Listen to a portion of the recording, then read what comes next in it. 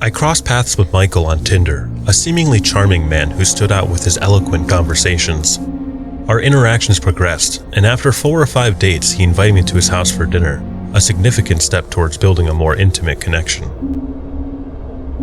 It had been nearly a month of getting to know each other, and I believe I was ready to explore a deeper bond beyond the public sphere. I arrived at his residence slightly after 9 p.m., the sky already cloaked in darkness. Michael had promised a delectable homemade dinner, and my anticipation was mingled with a touch of nervous excitement.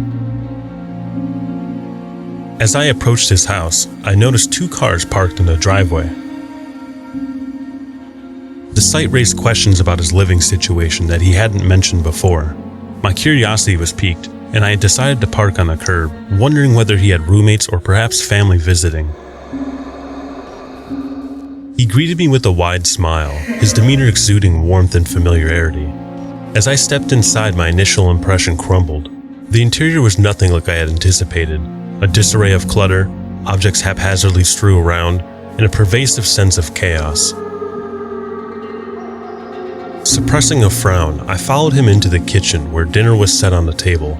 The contrast between his cultivated charm and the chaotic environment was disconcerting, but I resolved to overlook it for the time being. The dinner display was appealing, but the sight of his home made my stomach chum. I mentioned that my stomach wasn't feeling well, using it as an excuse to decline the meal. His reaction, however, was strange. He looked taken back, as though my refusal had thrown him off balance. Struggling to maintain a facade, I offered a weak smile, feeling the weight of his gaze on me. In an attempt to ease the tension, I initiated a conversation, probing about his day and any recent developments in his life. His response was stilted, and his attention wandered elsewhere. His occasional glances around the room only deepened my discomfort, as if he was expecting something or someone else to appear. The presence of the cars in the driveway nagged at my curiosity. I inquired about the roommates, and his response was vague. He admitted that they were away for the weekend, but something in his tone and the fleeting look in his eye hinted at a deeper truth he wasn't sharing. Despite my reservations, I chose not to press further, attributing to my suspicions to my overreactive imagination. Michael's behavior grew increasingly unsettling. He excused himself to take a phone call, leaving his phone on the table. My eyes flickered to the screen, and I read a message from an unfamiliar number that sent shivers down my spine. Has she arrived? Panic surged within me, and I struggled to comprehend the implications of the ominous message. Abruptly, a muffled thud echoed from upstairs. Michael returned, and his gaze locked onto mine. His features were inscrutable, a strange mix of urgency and apprehension. He hurriedly ascended the stairs, leaving his phone behind. A sense of urgency overcame me, and without a second thought, I bolted out of the house and sped away. The drive was a blur as I grappled with the torrent of emotions. Instinctively, I contacted the police, sharing my concerns and suspicions. Their subsequent investigation led to the questioning of Michael and his roommate, yet no conclusive evidence emerged to substantiate my fears. The officers' reassurances did little to quell my unease, and I found myself haunted by the inexplicable text message and the chilling thud upstairs. Days turned into restless nights as my mind raced through the possibilities. Did I narrowly evade a nefarious situation, or was I spiraling into paranoia? The cryptic message and the unsettling noise replayed in my thoughts, casting a shadow of doubt over every decision. Despite the authorities' conclusion, I can't shake the nagging feeling that Michael's veneer concealed something far more sinister. As I grapple with the aftermath, I found myself asking, did I truly escape unscathed, or am I still entangled in a web of mystery?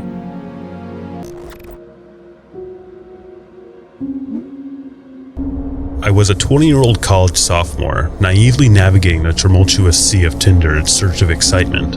On a particularly mundane Friday afternoon, I retreated to my dorm room, plunging into the virtual world of dating prospects. As conversations ebbed, one guy emerged from the digital sea. Our rapport grew quickly, and after an hour of texting, he boldly suggested a date for Sunday night.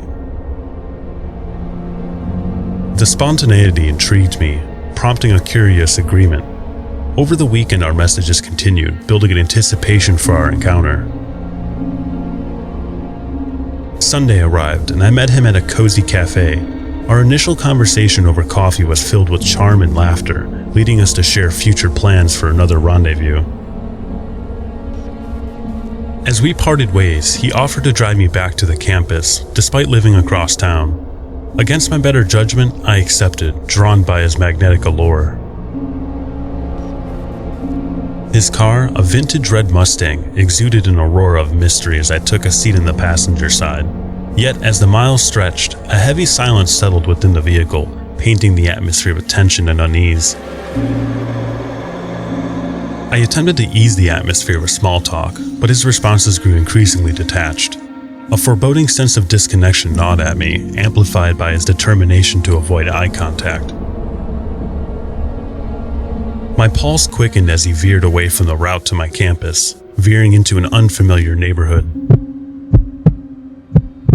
A pit of dread formed in my stomach, and I questioned his motives, only to be met with an eerie silence. Panic surged when he refused to acknowledge my inquiries, his gaze locked onto the road ahead. My heart pounded in sync with each passing second. My pulse quickened further when he turned into a dimly lit alley, the desolation amplifying the palpable fear that gripped me. Stifling my rising panic, I asked him to let me out. His response was monotonous, as if scripted. "We're almost there." As the car navigated through the darkness, I fumbled for my phone, desperate to contact anyone who could help me. My fingers trembled as I dialed 911, the dispatcher's voice barely audible amid the mounting terror. With a mix of determination and desperation, I held onto the phone, hoping it would be my lifeline. Suddenly, the car jerked to a halt, halting my frantic struggle. My heart raced as I turned to him, my eyes widening in terror. The man's features were contorted into an unsettling, twisted grin. Panic seized me as he reached into the back seat, revealing a shape covered in a bloody stained cloth. Paralyzed by shock, my mind raced to comprehend the horrors before me. His voice, a macabre whisper, cut through the silence. "You're going to join my collection," he hissed, the weight of his intentions echoing like a haunting melody. A cold realization enveloped me as his intentions became chillingly clear. My fate was entwined with the ominous shape he unveiled. Summoning every ounce of strength, I lunged for the door, my heart pounding in my chest. In a frenzy, I threw myself out of the car and onto the cold, unforgiving pavement.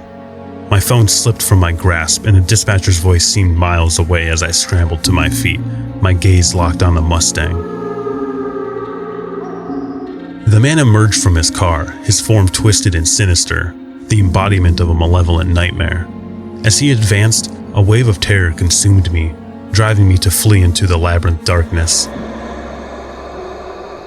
As adrenaline coursed through my veins, my thoughts raced. Every turn, every breath echoed with the grim realization that survival was my only option.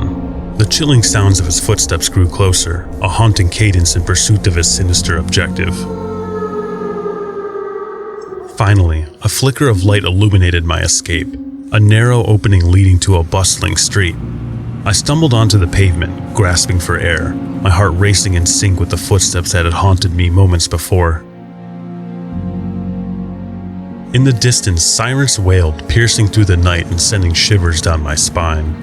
Officers arrived, enveloping me in a cocoon of safety. Their investigation yielded only cryptic details: an abandoned Mustang, devoid of any evidence linking to the stranger who had orchestrated this terrifying encounter. Though my escape marked my salvation, the shadows of that night still cling to me, a constant reminder of the horrors that can lurk beneath the surface of seemingly innocent connections. The faceless man remains an enigma, his intentions and malevolence forever etched into my memory.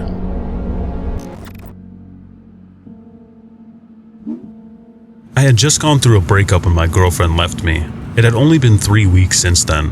I knew it wasn't enough time to heal, but I felt desperate and decided to try my luck on Tinder. Despite the short time frame, I ended up talking to 2 girls, hoping for a fresh start. One girl caught my interest with her striking red hair and captivating green eyes in her profile picture. Yet our text conversations felt lackluster, lacking the energy needed to keep the dialogue alive. Despite my reservations, I remained hopeful that meeting in person might lead to a different outcome. Another girl I connected with was the focus this time. Opting for a date at a cozy cafe, I texted her upon my arrival. As I waited outside, a blend of excitement and anxiety filled me. However, minutes turned to an eternity, and she didn't make an appearance. After 30 minutes of waiting, I dialed her number. She answered, only to hang up without uttering a single word. The frustration and embarrassment hit me hard, reminiscent of my experience with the first girl who ghosted me. Disheartened, I headed back home, settling on my couch to unwind. Exhausted, I dozed off around 9 p.m. When I woke up, I noticed my phone was missing. Panicking, I began to search for it.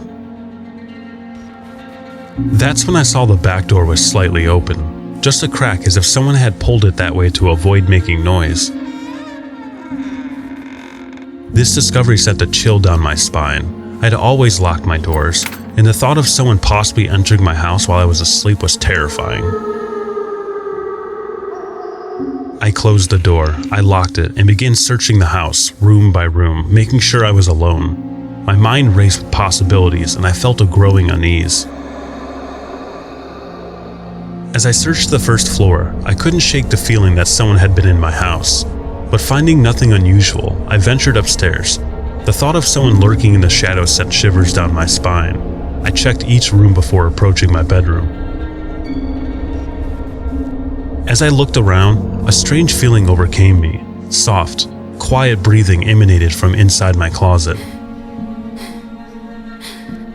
I froze, unable to move or think. The air around me felt heavy, and a panic consumed me. I ran down the stairs and dashed out of the house to a nearby gas station where I called the police. Though the intruder was gone by the time the police arrived, the fear lingered. My phone was still missing, and even though I got a new one, I felt violated and unsafe. Weeks later, as I browsed Tinder again, something struck me. The girl who had ghosted me had vanished from the platform entirely. Putting the pieces together, I realized that she might have been involved. Perhaps she had followed me home that night and had something to do with the break-in. The missing phone felt like an attempt to prevent me from reaching out to the police or exposing her involvement. The incident left me with lingering questions. Who was the girl, and what were they doing in my house while I slept? The terrifying possibility of someone silently entering my home while I napped haunted me, and I couldn't shake the unease that had settled within me.